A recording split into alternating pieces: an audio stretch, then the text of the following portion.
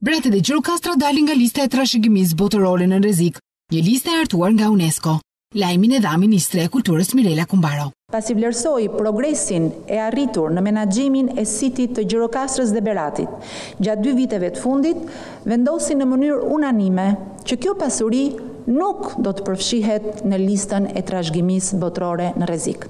Për të rritur numrin e turistëve në vend, Ministra Kumbaro bëri me dije se po hartohet një strategji e re për turizmin kulturor në bashkëpunim me bashkitë e reja të krijuara pas reformës territoriale. Jemi në fazën e hartimit të strategjisë së re të zhvillimit të turizmit kulturor, që do të plotësohet në bashkëpunim jo vetëm me Ministrinë e Linjës, por sidomos me bashkitë e reja që u krijuan pas reformës administrative territoriale. Vlerësimet për Shqipërinë Komiteti UNESCO si dha gjatë sesionit të 39 të trashëgimisë botërore, i cili po zhvillohet në Bonn të Gjermanisë në datat 28 qershor deri në 8 korrik.